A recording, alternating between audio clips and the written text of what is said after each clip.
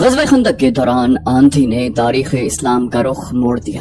آندھی نے یہ حقیقت واضح کر دی کہ خدا حق پرستوں کے ساتھ ہوتا ہے۔ رسول خدا صلی اللہ علیہ وسلم کے دشمنوں کی پسپائی تنکوں کی مانند تھی جو آندھی میں اڑے جاتے ہیں اور انہیں ایک دوسرے کی خبر نہیں ہوتی۔ خالد کو یہ پریشانی لاحق تھی کہ مسلمان تعاقب کریں گے، لیکن مسلمانوں نے تعاقب کی سوچی ہی نہیں تھی۔ اس آندھی میں تعاقب اور لڑائی مسلمانوں کے خلاف بھی جا سکتی تھی۔ جس دشمن کو خدا نے بھگا دیا تھا اس کے پیچھے جانا دانش مندی نہیں تھی۔ البتہ رسول کریم صلی اللہ علیہ وسلم کے حکم سے چند ایک آدمیوں کو بلندیوں پر کھڑا کر دیا گیا تھا کہ وہ دشمن پر نظر رکھیں، ایسا نہ ہو کہ دشمن کہیں دور جا کر رک جائے اور منظم ہو کر واپس آ جائے۔ آندھی اتنی مٹی اور ریت اڑا رہی تھی کہ تھوڑی دور تک بھی کچھ نظر نہیں آتا تھا۔ بہت دیر کے بعد 3-4 مسلمان گھڑ سوار اس جگہ سے خندق پھلانگ گئے جہاں سے اکرمہ اور خالد کے گھوڑوں نے خندق پھلانگی تھی۔ وہ دور تک چلے گئے، انہیں اڑتی ہوئی ریت اور گرد کے سوا کچھ بھی نظر نہ آیا۔ وہ رک گئے لیکن واپس نہ آئے۔ شام سے کچھ دیر پہلے آندھی کا زور ٹوٹ گیا اور جھکڑ تھم گئے۔ فضا صاف ہو گئی اور نظر دور تک کام کرنے لگی۔ دور افق پر زمین سے گرد کے بادل اٹھ رہے تھے۔ وہ اہل قریش اور ان کے اتحادی قبائل کی پسپائی کی گرد تھی جو ڈوبتے سورج کی آخری کرنوں میں بڑی صاف نظر آ رہی تھی۔ یہ گرد مکہ کو جا رہی تھی۔ تعاقب میں جانے والے مسلمان سوار اس وقت واپس آئے جب رات بہت گہری ہو چکی تھی۔ انہوں نے واپس آ کر بتایا، خدا کی قسم، وہ جو ہمارے عقیدے کو توڑنے اور مدینہ کی اینٹ سے اینٹ بجانے آئے تھے وہ مدینہ سے اتنی دہشت لے کر گئے ہیں کہ رک نہیں رہے، کہیں پڑاؤ نہیں کر رہے۔ کیا راتوں کو مسافر پڑاؤ نہیں کیا کرتے؟ کیا لشکر راتوں کو بھی چلتے رہتے ہیں؟ وہی چلتے رہتے ہیں جو منزل تک بہت جلدی پہنچنا چاہتے ہیں۔ احادیث اور مورخوں کی تحریروں کے مطابق رسول کریم صلی اللہ علیہ وسلم کو جب یقین ہو گیا کہ دشمن گھبراہٹ کے عالم میں بھاگا ہے اور ایسا امکان ختم ہو چکا ہے کہ وہ منظم ہو کر واپس آئے گا، تب آپ علیہ السلام نے کمر سے تلوار کھولی، خنجر اتار کر رکھ دیا اور اللہ کا شکر ادا کر کے غسل کیا۔ اس رات کی کوکھ سے جس صبح نے جنم لیا وہ مدینہ والوں کے لیے فتح و نصرت اور مسرت اور شادمانی کی صبح تھی۔ ہر طرف اللہ اکبر اور خوشیوں کے نعرے تھے۔ سب سے زیادہ خوشی عورتیں اور بچے منا رہے تھے جنہیں چھوٹے چھوٹے قلعوں میں بند کر دیا گیا تھا۔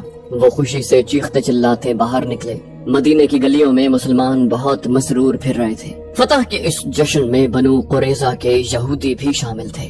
رسول کریم صلی اللہ علیہ وسلم نے انہیں امن و امان میں رہنے کے عوض کچھ مراعات دے رکھی تھی۔ ظاہری طور پر وہ مسلمانوں کو اپنا دوست کہتے اور دوستوں کی طرح رہتے۔ اہل قریش کی پسپائی پر وہ مسلمانوں کی طرح خوشیاں منا رہے تھے، لیکن ان کا سردار کعب بن اسد اپنے قلعہ نما مکان میں بیٹھا تھا۔ اس کے پاس اپنے قبیلے کے 3 سرکردہ یہودی بیٹھے ہوئے تھے اور اس وقت کی غیر معمولی طور پر حسین یہودن یوہاوا بھی وہاں موجود تھی۔ وہ گزشتہ شام اہل قریش کی پسپائی کی خبر سن کر آئی تھی۔ کعب بن اسد نے کہا، کیا یہ اچھا نہیں ہوا کہ ہم نے مسلمانوں پر حملے نہیں کیے؟ مجھے نعیم بن مسعود نے اچھا مشورہ دیا تھا۔ اس نے کہا تھا کہ قریش سے معاہدے کی ضمانت کے طور پر چند آدمی یرغمال کے لیے مانگو۔ اس نے یہ بھی کہا تھا کہ قریش اس سے دگنا لشکر لے آئے تو بھی خندق عبور نہیں کر سکتے۔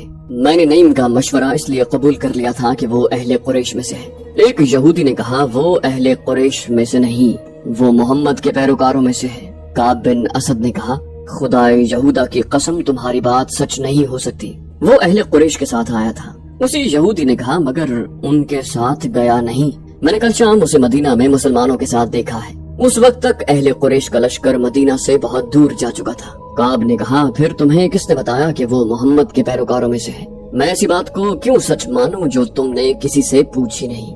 یہودی نے کہا، میں نے اپنے ایک مسلمان دوست سے پوچھا تھا۔ میں نے نعیم کو دیکھ کر کہا تھا کہ کیا مسلمان اب قریش کے جنگی قیدیوں کو کھلا رکھتے ہیں؟ میرے دوست نے جواب دیا تھا کہ نعیم کبھی کا اسلام قبول کر چکا ہے، اسے مدینے میں آنے کا موقع اب ملا ہے۔ کعب بن اسد نے کہا، پھر اس نے ہمیں مسلمانوں سے نہیں بلکہ مسلمانوں کو ہم سے بچایا ہے۔ اس نے جو کچھ بھی کیا ہے ہمارے لیے اچھا ثابت ہوا۔ اگر ہم قریش کی بات مان لیتے تو، ایک اور یہودی نے کہا، تو مسلمان ہمارے دشمن ہو جاتے۔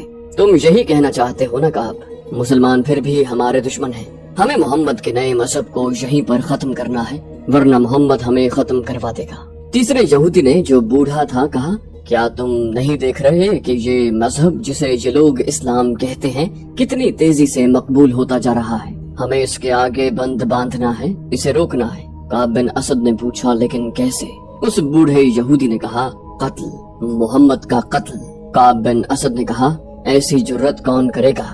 تم کہو گے کہ وہ ایک یہودی ہوگا۔ اگر وہ محمد کے قتل میں ناکام ہو گیا تو بنو قینقاع اور بنو نذیر کا انجام دیکھ لو۔ مسلمانوں نے انہیں جس طرح قتل کیا ہے اور ان میں سے زندہ بچ رہنے والے جس طرح دور دراز کے ملکوں کو بھاگ گئے ہیں وہ مت بھولو۔ اس بوڑھے یہودی نے کہا، خدا یہودا کی قسم، میری عقل تم سے زیادہ کام نہیں کرتی تو تم سے کم بھی نہیں۔ تم نے جو آج سوچا ہے وہ میں اور لیس بن موشان بہت پہلے سوچ چکے ہیں۔ کوئی یہودی محمد کو قتل کرنے نہیں جائے گا۔ کعب نے پوچھا، پھر وہ کون ہوگا؟ بوڑھے یہودی نے جواب دیا، وہ قبیلہ قریش کا ایک آدمی ہے۔ لیس بن موشان نے اسے تیار کر لیا ہے۔ میرا خیال ہے کہ اب وقت آ گیا ہے کہ یہ کام کر دیا جائے۔ اگر تم لوگ بھول نہیں گئے کہ میں بنو قریظہ کا سردار ہوں تو میں اس کام کی اجازت کیسے دے سکتا ہوں جو مجھے معلوم ہی نہ ہو کہ کیسے کیا جائے گا؟ کعب بن اسد نے کہا، اور مجھے کون بتائے گا کہ اس آدمی کو اتنے خطرناک کام کے لیے کیسے تیار کیا گیا ہے؟ کیا اسے ابو سفیان نے تیار کیا ہے؟ خالد بن ولید نے تیار کیا ہے؟ بوڑھے یہودی نے کہا، سنو کعب۔ پھر یہودی حسینہ یوحاوا کی طرف دیکھا، بولا، میں یہ بات لیس بن موشان کی موجودگی میں سناؤں تو کیا اچھا نہ ہوگا؟ یوحاوا نے کہا، اس بات میں اس بزرگ کا عمل دخل زیادہ ہے۔ کعب بن اسد نے کہا، ہم اس بوڑھے جادوگر کو کہاں سے بلائیں؟ ہم تم پر اعتبار کرتے ہیں۔ بوڑھے یہودی نے کہا، وہ یہی ہے، ہم اسے ساتھ لائے ہیں اور ہم اسے بھی ساتھ لائے ہیں جو محمد کو قتل کرے گا۔ اب ہم انتظار نہیں کر سکتے۔ ہم سب کو امید تھی کہ قریش، غطفان اور ان کے دوسرے قبائل اسلام کا نام و نشان مٹا دیں گے، مگر ہر میدان میں انہوں نے شکست ہی کھائی ہے۔ ہم نے انہیں مدینہ پر حملے کے لیے اکسایا تھا، وہ یہاں سے بھی بھاگ نکلے۔ خدائے یہودا کی قسم، کعب، تم نے مسلمانوں پر عقب سے حملہ نہ کر کے بہت برا کیا۔ کعب بن اسد نے کہا، میں اس کی وجہ بتا چکا ہوں۔ بوڑھے یہودی نے کہا، وجہ صحیح تھی یا غلط، وقت ہاتھ سے نکل گیا ہے، اب ہم قریش کی فتح کا انتظار نہیں کر سکتے۔ اس نے یوحاوا سے کہا، لیس بن موشان کو بلاؤ، دوسرے کو ابھی باہر رکھو۔ یوحاوا کمرے سے نکل گئی، واپس آئی تو اس کے ساتھ لیس بن موشان تھا۔ وہ ایک بوڑھا یہودی تھا جس کی عمر 70 اور 80 برس کے درمیان تھی۔ اس کے سر اور داڑھی کے بال دودھ کی طرح سفید ہو چکے تھے، داڑھی بہت لمبی تھی، اس کے چہرے کا رنگ سرخ و سفید تھا۔ اس نے اونٹ کے رنگ کی قبا پہنی ہوئی تھی، اس کے ہاتھ میں لمبا عصا تھا جو اوپر سے سانپ کے پھن کی طرح تراشا ہوا تھا۔ لیس بن موشان کو یہودیوں میں جادوگر کے نام سے شہرت حاصل تھی۔ شعبدہ بازی اور کالے علم میں وہ مہارت رکھتا تھا۔ وہ مکے اور مدینے کے درمیان کسی گاؤں کا رہنے والا تھا۔ اس کے متعلق بہت سی روایات مشہور تھیں، جن میں سے ایک یہ تھی کہ وہ مردے کو تھوڑی سی دیر کے لیے زندہ کر سکتا ہے اور وہ کسی بھی مرد یا عورت کو اپنے تابع کرنے کی طاقت رکھتا ہے۔ یہودی اسے اپنا پیر و مرشد سمجھتے تھے۔ وہ جہاں دیدہ اور عالم فاضل شخص تھا۔ وہ کمرے میں داخل ہوا تو سب اس کی تعظیم کو اٹھے اور جب وہ بیٹھ گیا تو سب بیٹھے۔ کعب بن اسد نے کہا، خاندان موشان کی عظمت سے کون واقف نہیں؟ خدائے یہودا کی قسم، ہم میں سے کوئی بھی آپ کو یہاں بلانے کی جرات نہیں کر سکتا۔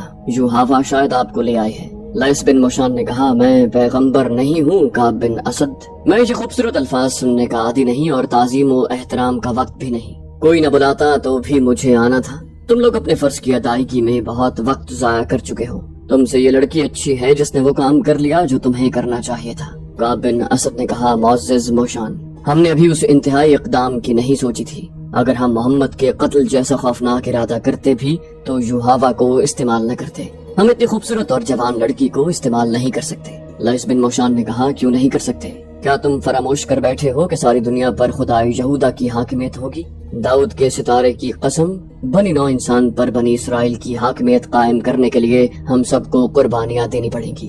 ہمیں انسان کی فطری کمزوریوں کو اپنے ہاتھ میں لینا ہے۔ کیا تم نہیں جانتے کہ مرد کیا چاہتا ہے؟ اعلیٰ نسل کے 20 گھوڑے اور 20 غلام یوحاوا کے ساتھ کھڑے کر دو۔ کسی سے بھی کہو کہ اسے جو پسند ہے وہ لے جائے۔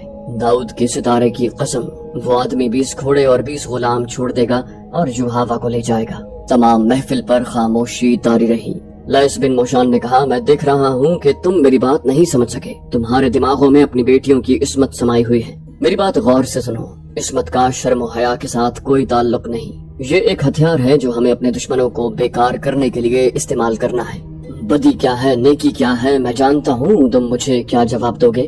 یہ جواب صحیح ہوگا، لیکن جب دنیا کے کونے کونے تک یہودیت کو پہنچانے کی بات کرو گے تو بدی اور نیکی کے معنی بدل جائیں گے۔ محمد برائی اور بدی کو ختم کر رہا ہے۔ ہمیں برائی اور بدی پیدا کرنی ہے، مگر ہم خود برے اور بدکار نہیں ہوں گے۔ اگر تم روئے زمین پر پھیلی ہوئی نسل انسانی کو اپنی غلامی کے جہنم میں ڈالنا چاہتے ہو تو غیر یہودیوں کو جنت دکھاؤ، انہیں جنت کی حوریں دکھاؤ، انہیں میٹھی شراب پلاؤ۔ یہ لوگ بدمست حیوان ہیں، ان میں اور زیادہ حیوانیت پیدا کرو۔ یہ مت سوچو کہ اچھا کیا ہے اور برا کیا ہے، یہ دیکھو کہ یہودیت کی حاکمیت کے لیے کیا اچھا ہے، خواہ وہ برا ہی ہو۔ پھر اس نے یوحوا کی طرف دیکھا اور کہا، انہیں بتاؤ یوحوا، انہیں سمجھاؤ۔ یوحوا کے ہونٹوں پر مسکراہٹ آ گئی اور اس نے ایک کہانی سنا دی۔ وہ بولی، یہ کہانی چند ماہ پہلے مکہ سے شروع ہوئی تھی۔ یوحوا نے شرم و حجاب کے بغیر سب کو سنایا کہ وہ قریش کے 3 نامور سالاروں خالد، اکرمہ اور صفوان کو اپنے حسن و جوانی کے طلسم میں الگ الگ گرفتار کرنا چاہتی تھی۔ اس نے انہیں آپس میں ٹکرانے کی سوچی تھی، لیکن ان میں کوئی بھی اس کے ہاتھ نہ آیا۔ اس نے یہ بھی سوچا تھا کہ وہ تینوں کے دلوں میں اپنے سردار ابو سفیان کی نفرت پیدا کر دے گی۔ یوحوا نے کہا، لیکن خالد پتھر ثابت ہوا، اس نے مجھے دھتکارا نہیں، لیکن وہ دلچسپی بھی ظاہر نہ کی جس کی مجھے توقع تھی۔ میرا خیال ہے اکرمہ اور صفوان پر خالد کا ہی اثر ہے، یہ تینوں جنگ و جدل کے دل دادا ہیں، اس کے سوا کچھ سوچتے ہی نہیں۔ یوحوا مایوس نہ ہوئی، اس نے اپنی کوششیں جاری رکھی۔ خالد سے اس نے توجہ جلد ہی ہٹا لی، کیونکہ اس کے دماغ میں یہی ایک سودا سمایا تھا کہ مسلمانوں کو میدان میں شکست دینی ہے اور رسول اکرم صلی اللہ علیہ وسلم کو میدان جنگ میں یا جنگی قیدی بنا کر قتل کرنا ہے۔ ایک روز یوحوا مکے سے 4 میل دور ایک گاؤں میں گئی اور دن کے پچھلے پہر وہاں سے واپس چلی۔ اس کے ساتھ 2 لڑکیاں اور 3 آدمی تھے، وہ سب یہودی تھے اور 2 گھوڑوں والی گاڑی پر سوار تھے۔ ابھی آدھا راستہ بھی طے نہیں ہوا تھا کہ صحرائی آندھی آ گئی جو ریت کے ٹیلوں کو اڑا لے جاتی ہے۔ ایک تو اس کی رفتار اتنی تیز ہوتی ہے کہ تنومند آدمی بھی پاؤں جما کر کھڑا نہیں رہ سکتا۔ اگر جسم کا کوئی حصہ ننگا رہ جائے تو ریت اتنی زور سے ٹکراتی ہے کہ کھال اترتی محسوس ہوتی ہے۔ اونٹ گھوڑے بے قابو ہو کر بھاگ اٹھتے ہیں۔ اچانک ریت کی ایک دیوار جو زمین سے آسمان تک پہنچی ہوئی تھی بڑی تیزی سے آئی اور ان یہودیوں کی گھوڑا گاڑی کو اس دیوار نے نگل دیا۔ فضا لال ہو گئی، ریت کے تھپیڑے اتنی زور سے پڑنے لگے جیسے بحری طوفان میں موجیں اٹھ اٹھ کر کشتی میں پڑتی ہیں اور کشتی کو پٹکتی ہیں۔ ٹیلے جڑوں سے اکھڑنے لگے۔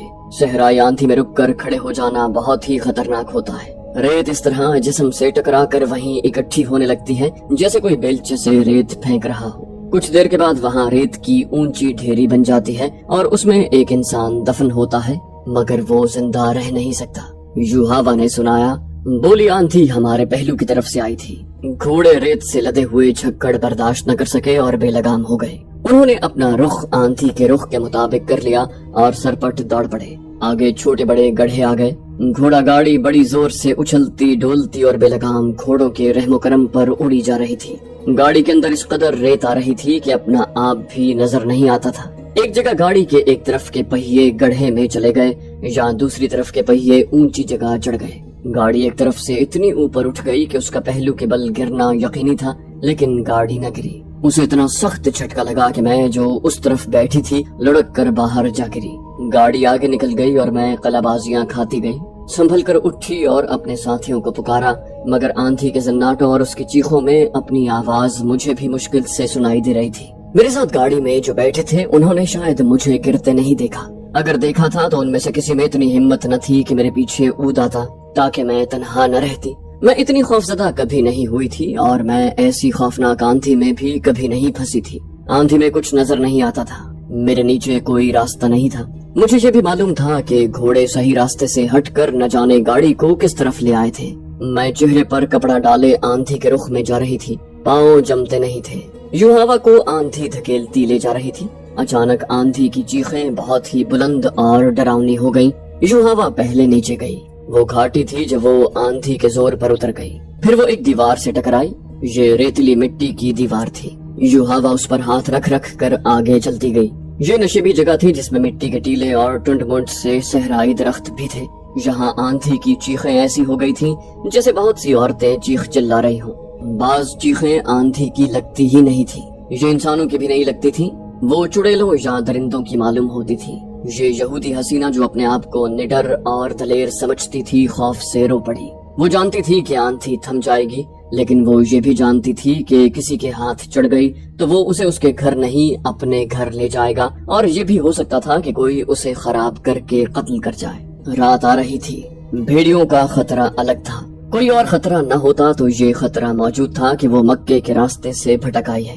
صحرا میں راستے کی تلاش ناممکن ہوتی ہے، بھٹکے ہوئے مسافر کا انجام موت ہوتا ہے۔ وہ تھکن سے نہیں پیاس سے مرتا ہے۔ اسے اونٹ کے بڑبڑانے کی آواز آئی، اس کی دہشت زدگی بڑھ گئی، لیکن اسے آندھی کی آواز سمجھ کر اس نے دل کو تسلی دی۔ اسے کچھ بھی نظر نہیں آ رہا تھا، وہ مٹی کی دیوار پر ہاتھ رکھ رکھ کر جا رہی تھی۔ یہ دیوار بہت بڑا ٹیلا تھا جو آگے جا کر گھوم گیا۔ اونٹ کی آواز ایک بار پھر سنائی دی، اب یہ آواز بہت قریب سے آئی تھی، اتنی قریب سے کہ یوں ہوا رک کر پیچھے ہٹ آئی۔ اب اسے شک نہ رہا، یہ اونٹ کی ہی آواز تھی۔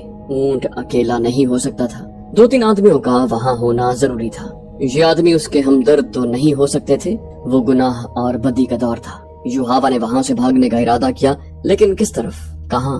وہاں کوئی پناہ نہیں تھی۔ آندھی ٹیلوں اور خشک درختوں کے درمیان سے گزر کر ہیبتناک چیخیں پیدا کر رہی تھی۔ یوحوا کے پاؤں جیسے زمین نے جکڑ لیے تھے۔ اسے اپنے ان آدمیوں پر غصہ آنے لگا جن کے ساتھ وہ گھوڑا گاڑی میں جا رہی تھی۔ انہیں اتنا بھی پتہ نہ چلا کہ وہ گاڑی سے گر گئی ہے۔ کوئی طاقت تھی جو اسے دھکیل کر ایک طرف لے گئی۔ وہاں سے دیوار کی طرح سیدھا کھڑا ٹیلا اندر کو چلا گیا تھا۔ یہ بڑی اچھی اوٹ تھی، وہ آندھی کے تھپیڑوں سے محفوظ ہو گئی۔ وہاں 3-4 گز دور تک وہ دیکھ بھی سکتی تھی۔ اسے اونٹ نظر نہیں آ رہا تھا۔ دیوار کے ساتھ ساتھ وہ اور اندر گئی تو ایک غار کا دہانہ دکھائی دیا، لیکن اس نے اندر جانے کی جرت نہ کی۔ وہ رک گئی۔ اسے ایک آدمی کی آواز سنائی دی، اندر آ جاؤ۔ باہر کیوں کھڑے ہو بھائی، اندر آ جاؤ۔ یوحوا کی بے اختیار چیخ نکل گئی اور وہ پیچھے کو دوڑی۔ جو ہی وہ اس اوٹ سے باہر نکلی، آندھی نے اس کے اوپر اس طرح ریت پھینکی جیسے کسی نے بیلچے سے پھینکی ہو۔ یوحوا گھبرا کر پیچھے کو ہٹی۔ ایک آدمی جو پیچھے سے آیا تھا اس کے سامنے آن کھڑا ہوا۔ اوہ، تم عورت ہو؟ اس آدمی نے پوچھا۔ اکیلی ہو؟ تم اکیلی نہیں ہو سکتی۔ یوحوا نے اپنا چہرہ اوڑھنی میں چھپا کر کہا، میرے ساتھ 4 آدمی ہیں، ان کے پاس گھوڑے ہیں، تلواریں اور برچیاں بھی۔ اس آدمی نے کہا، کہاں ہیں وہ؟ تم ان سے الگ ہو کر ادھر کیوں آئی ہو؟ انہیں ادھر لے آؤ، بڑا اچھا غار ہے، ہم سب آسانی سے اس میں بیٹھ سکیں گے۔ یوحوا وہاں سے نہ ہلی۔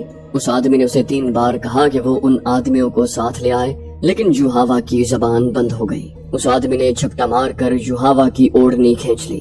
تم اس یہودی کی بیٹی نہیں ہو؟ اس آدمی نے پوچھا اور یوحوا کے باپ کا نام لے کر بولا، تم اکیلی ہو؟ یوحوا نے روتی ہوئی آواز میں کہا، ہاں میں اکیلی ہوں، مجھ پر رحم کرو۔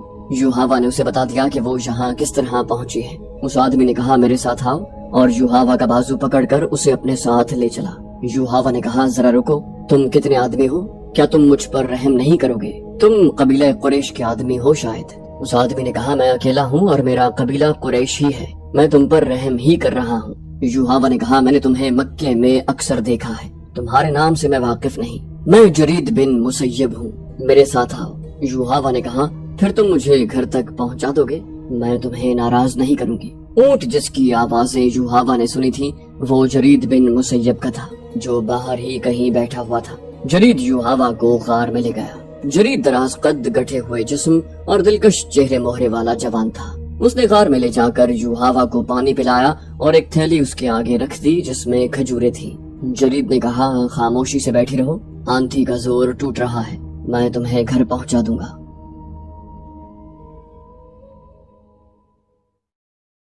تو دوستو، یہ تھی ہماری آج کی ایپیسوڈ۔ امید کرتے ہیں آپ کو ہماری ایپیسوڈ پسند آئی ہوگی۔ جانے سے پہلے اس ویڈیو کو لائک، شیئر اور کامنٹ کرنا مت بھولیے، اور اگر آپ ہمارے چینل پر نئے ہیں تو اسے سبسکرائب کیجیے اور بیل آئیکن پر کلک کیجیے تاکہ آپ کو تمام ویڈیوز فوراً ملتی رہیں۔ اگلی ویڈیو تک کے لیے اپنا خیال رکھیے۔ اللہ حافظ۔